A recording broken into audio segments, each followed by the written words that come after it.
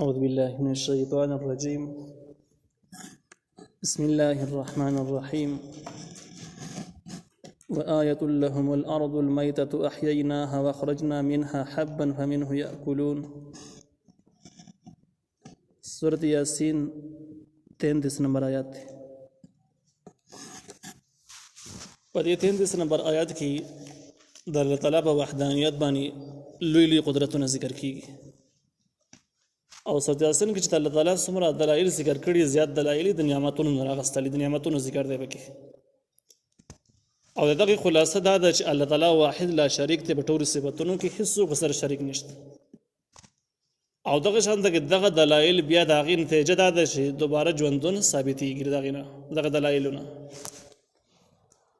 نو په دې ځکه کې الله تعالی وایي چې وآیة لهم الارض المیتة، یوه لویه نښه د خلکو دپاره ځمکه ده. د الله تعالی په وحدانیت باندې، د الله تعالی په وجود باندې یوه لویه نښه د ځمکه ده. داسې ځمکه چې المیتة هغه مړی، یعنې وچه ځمکه آباده شوې نه وي. الله تعالی وایي احییناها، موږ یې راژوندی کړو. واخرجنا، موږ راوباسو منها د هغې نه حبا دانې، فمنه یأکلون، بعضې د هغې نه خلک خوري. څه دانې خلک کري، څه خوري، څه خرڅوي خپل ضرورت مطابق. دا ځمکې د الله تعالی د حکم نه وړاندې چې الله تعالی ورته حکم نه وي کړی، وچه کلکه پرته وي، بیا د اسمان نه باران وشي یا د انساني مصنوعاتو مطابق په نیرونو سره په نورو ذرایو باندې اوبه کړی شي، تخم پکې وکرلی شي. د ځمکې ښکاره څه شین اثار نه معلومیږي، خو د الله تعالی په حکم سره دغه تخم ټول شین شي او رازرغون شي. او چې کله دا تخمونه ونې رازرغون شي ځمکه کې،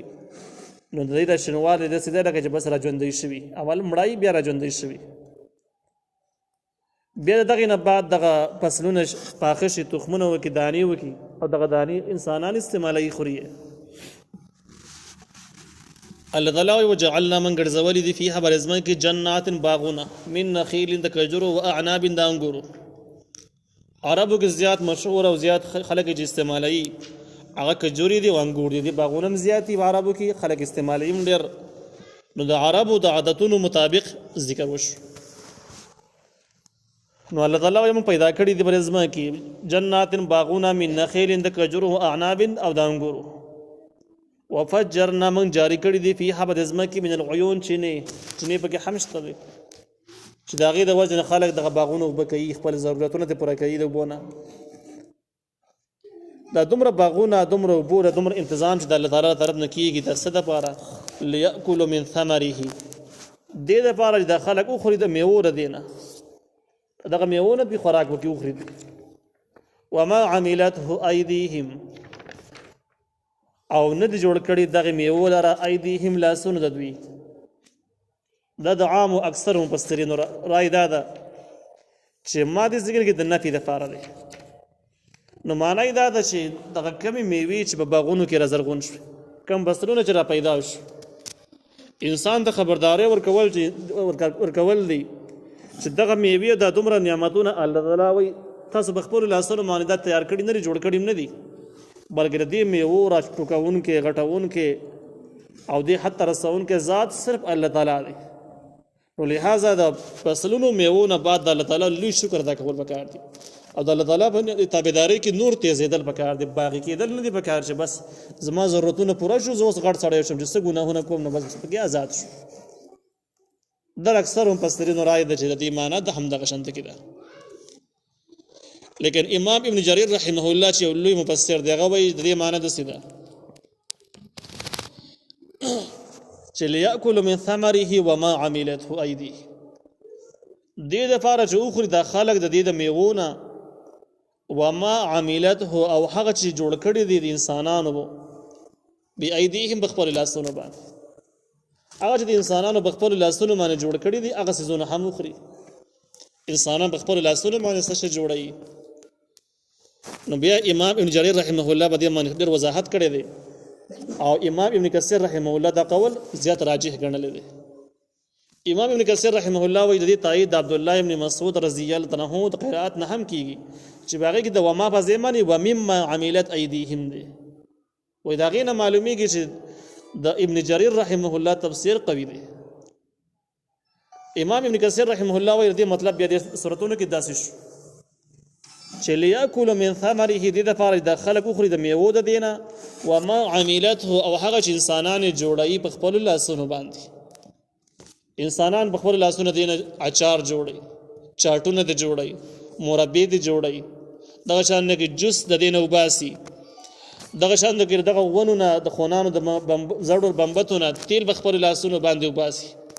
دا ټول د خپلو لاسونو باندې جوړوي او به خوري نو بده کې د انسانانو یو بل نعمت ته اشاره شوله چې ځمکې په سر باندې کوم مخلوقات آباد دي نو دغه مخلوقات چې کوم دي نو د دې خوراکونه په جدا جدا انداز باندې دي ځینې مخلوقات داسې دي چې خالص واښه او ګیاګانې خوري همدقه خوري بل شی ورسره نه خوري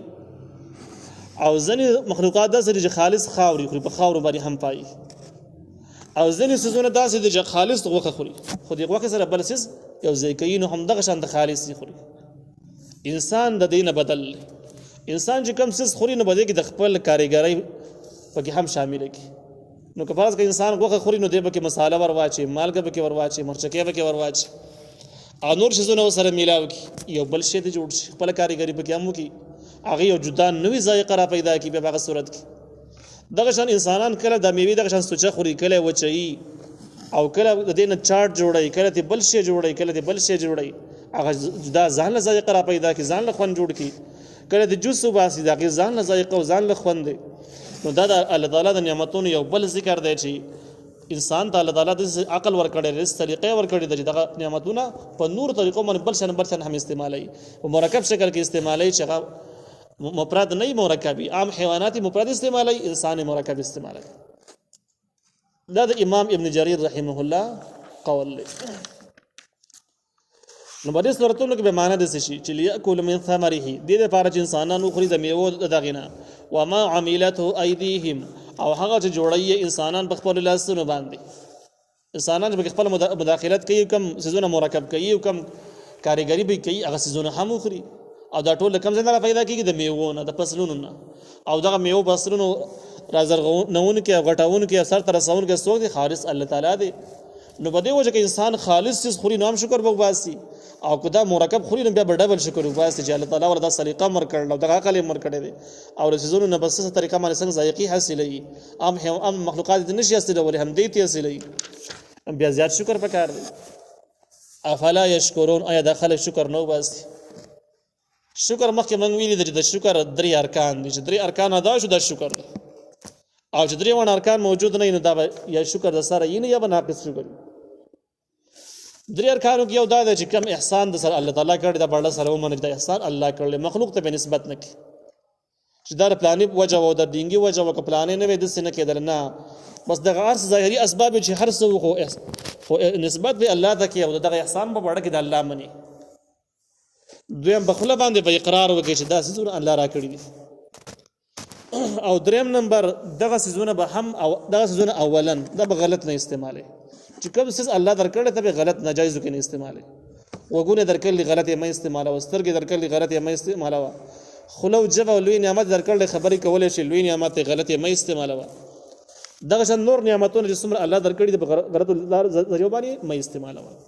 پیسې الله درکړل د ګناونو په ځکه کې ملګری او غلط یې مې استعماله او دغه نور سره ټول دین قائل شي ټول دین او منځ در الله تعالی دین دی او عمل په کول ضروری دی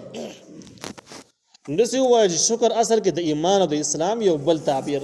یو بل جدا تعبیر دی د ایمان او د اسلام نو افلا یشکرون آیا د خلق شکر نو باسي چې کلک مؤمنان شي سبحان الذي باقي د هغه ذات لره خلق الازواج چې پیدا کړی دي جوړې کله ټولي ازواج جمع د زوجه ده او زوج د جوړې ته ویل کېږي جوړه چې کوم ځان د بټور سيزونو کې دا بوټو کې می حیواناتو کې می انسانانو کې هر څه کې دا جوړي او دا شان دا ساينس هم ثابت کړی دی چې څومره بوټي دي او څومره دوايان دي دوايان چې کوم شیزونه جوړيږي څومره فصلونه دي او څومره سبزیان دي ټول کې نر او خزري د جوړي دي نو پاکي د هغه ذات لري پیدا کړی دي ټولي جوړي مما تم بتر ارض هغه رازرغونی زمکه چې کوم جوړي رازرغونی کې نر او خزر پکې نو دغه ذات هم الله تعالی دا هم الله تعالی پیدا کړی دي.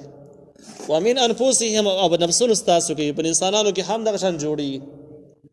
ومما لا يعلمون او بعض هغه چې د انسانانو پیژني هم نو داس جوړی شته دی په دنیا کې او رس مخلوقات شته انسانان دا غیر د سره خبر هم نه دي تعالی څه شي نه دي. سمندرونو یخ کې به ازمکه تل کې به ارزګن کې چې بس الله ته معلوم دي خو رس مخلوقات شته چې د هغه علم انسان ته سره شته دی. د ځینې علماء رائے دا چې ازواج په معنا د اقسام او انواع سره دي. نو بیا یو معنا د سره سبحان الذي پاکي د هغه ذات لره خلق الازواج چې پیدا کړی دي قسمونه كلها ټول قسمونه پیدا کړل. ټول قسمونو کې بیا شپه او ورځ ګرمي یخني زمکه اسمان دغه شان د کې نر خزه دغه شان د کې بوټي او دا ټول پکې راوخ دا ټول دې مصداق جوړې دي چې بیا د ټول خالق صرف الله تعالی دی. او دغه ټول انواع او اقسام هغه جسمه کې رازرغونی هغه د انسانانو په نفسونو کې دي او هغه چې په داسې مخلوقاتو کې موجود دي چې انسانانو د سره پیژنیم نه دغه ټول خالق الله تعالی دی. او دغه الله تعالی لپاره پاکي د هر عیب نه هیڅ عیب الله تعالی لپاره ثابت نه دی. هیڅ قسم شراکت ورله نشته.